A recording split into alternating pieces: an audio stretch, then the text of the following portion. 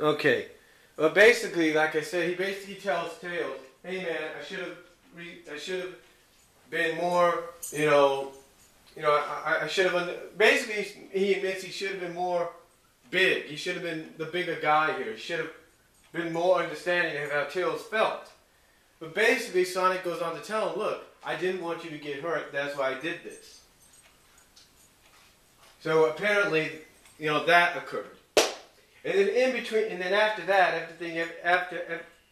after everything is settled between him and Tails, and of course both the royal family and the Prower family and the people, basically, long story short, everything gets settled. Everything becomes peaceful is worked out between Tails and Sonic, and of course the royal family and the Prower family and the people. And essentially, we get a council out of this whole situation. In other words, the king's still the king, but whatever decision happens, he has to go with that decision that the council makes. In other words, kind of like the president and the Senate, if you will. So, after that, we get essentially 4 issues worth of Urjak Reborn.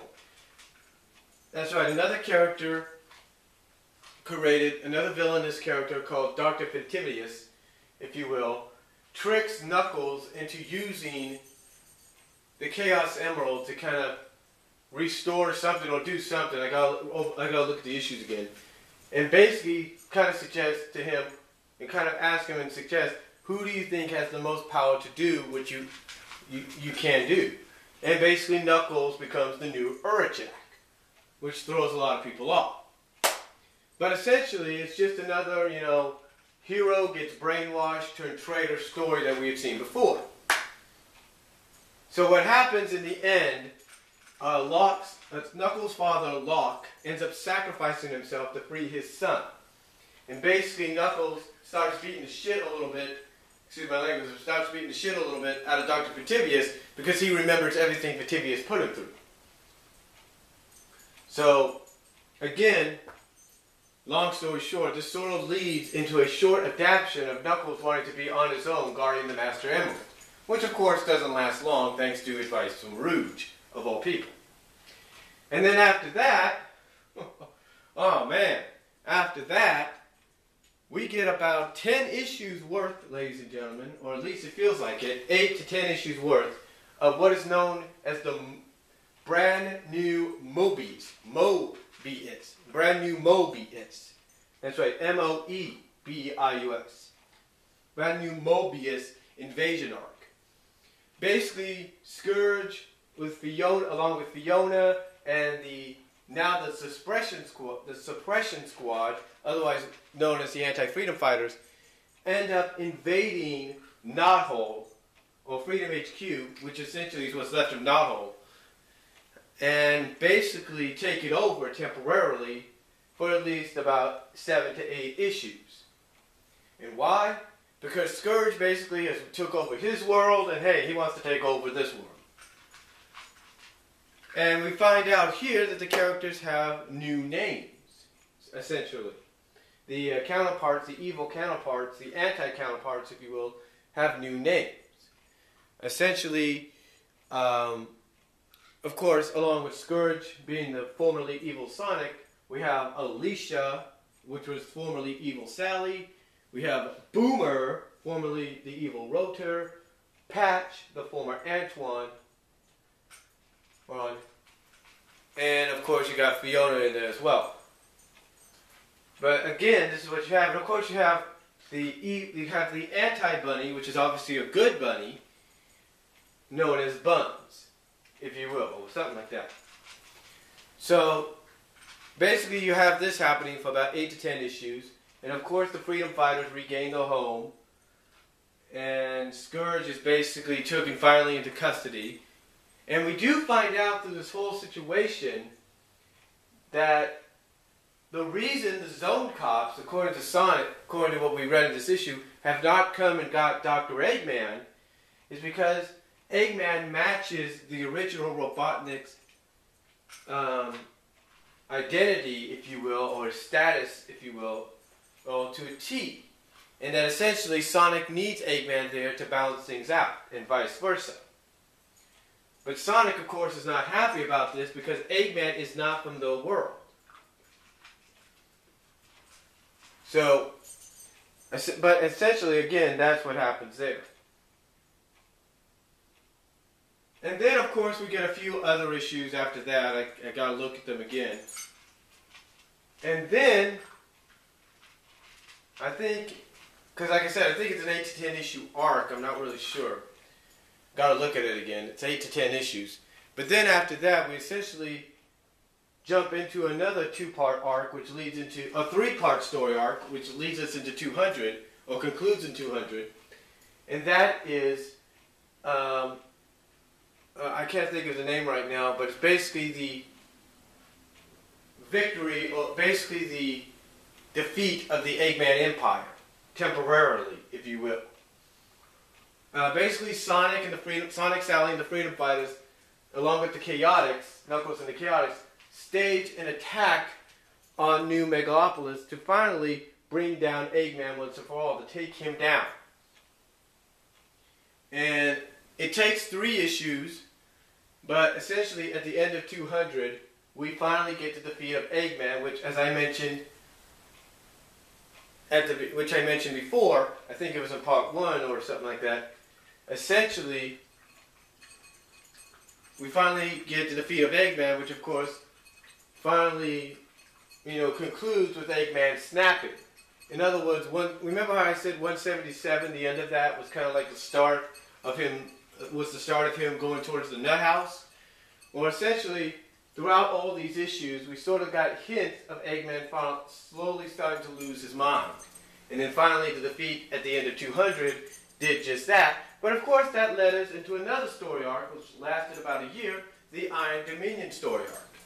Now, the Iron Dominion story arc, of course, brought in a character we had not seen since the issue 60s, or since the 60th issues, and that was the Iron Queen as the new main villain, or villainess. And of course, Snively was by her side, and they kind of started being a romantic pairing, or whatever you want to call it.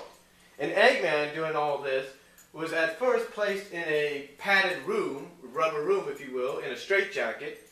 And then I guess throughout in one of the issues, he basically essentially somehow freed himself by voice command, got out of the cell, got into a egg turtle, if you will, started attacking the city, but again was defeated more soundly and more easily by Sonic, because even Sonic didn't know what the heck was going on with Eggman.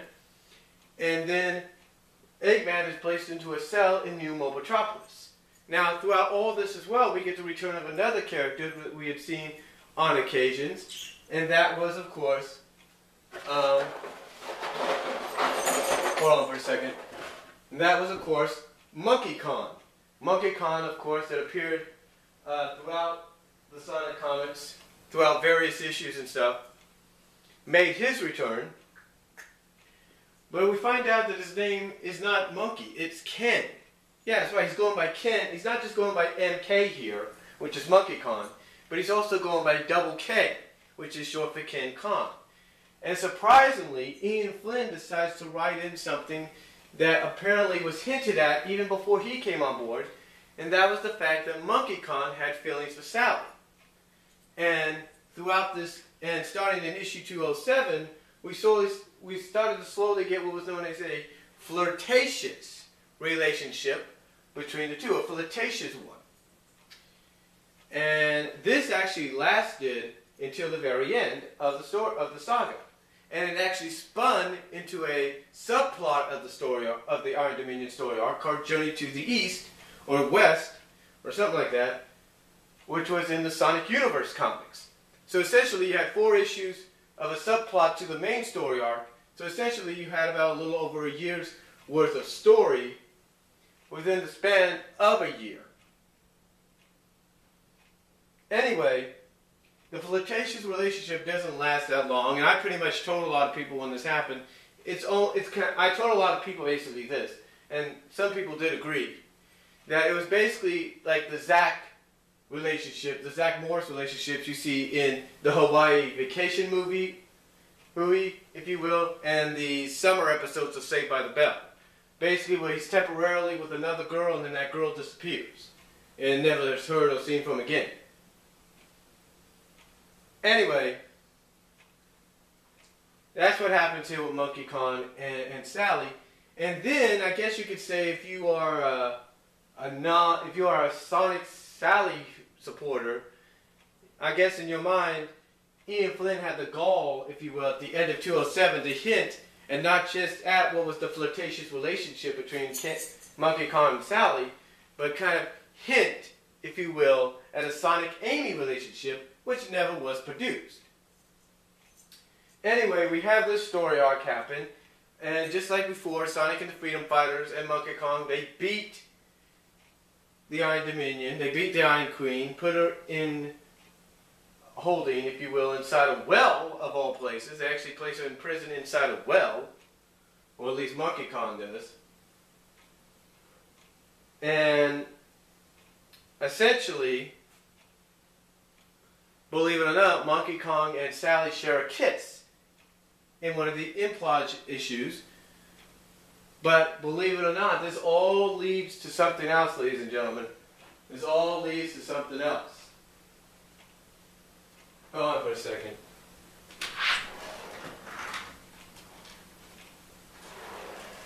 I'll let my dog back out again, but essentially this leads to something else. And you know what it leads to? It leads to Sally slowly getting back together with Sonic. I know that's hard to believe, but she slowly starts to get back together with Sonic. I'm not lying here, folks. She slowly starts to get back together with Sonic. And what I mean by that is, for some odd reason, in my opinion, and I think a lot of people feel the same way, she starts to see a lot of Sonic in Monkey Kong, if you will.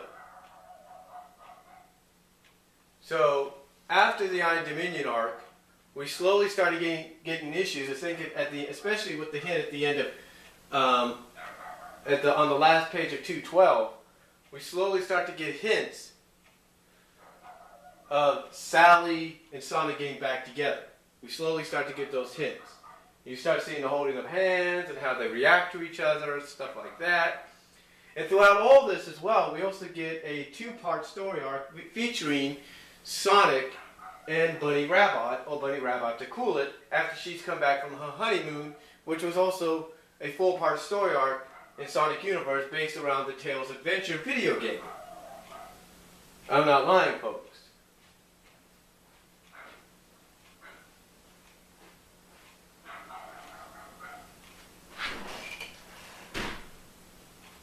Which is slowly based around the Tails Adventure video game of the past. I'm not lying. So after we get that, after we get that two-part story arc, which introduced us finally to bits of Bunny's family, her Uncle Beauregard, who, believe it or not, is the leader, the Grand Master of the Dark Age Legion chapter he's in. After that happens, we get a few more issues. We get Sonic going with Rhoda to save his family back in the Arctic and stuff like that. We get Silver there as well. And then we get a relaxing issue, if you will, called 222, which finally cements the fact that Sonic and Sally are back together. And then after that, we get right into what is known as Genesis. An issue or two after, we get right into Genesis. And of course we have Jeffrey St. John turned traitor, we have Nagas restored, Nagas becomes king, if you will. And then we go right into Genesis, which starts at 225, with the apparent murder or death of Sally being shot off panel. And of course, Genesis is an homage, a tribute to the original games. So after we get that for a couple of issues, about 26 to about 29, we get back into the regular continuity, the regular story arcs. And what happens at the end of 230 is, well, of course in 230 Sally gets saved. Sonic is able to go back in time just moments before she's shot. saves her, and then at the end of 230,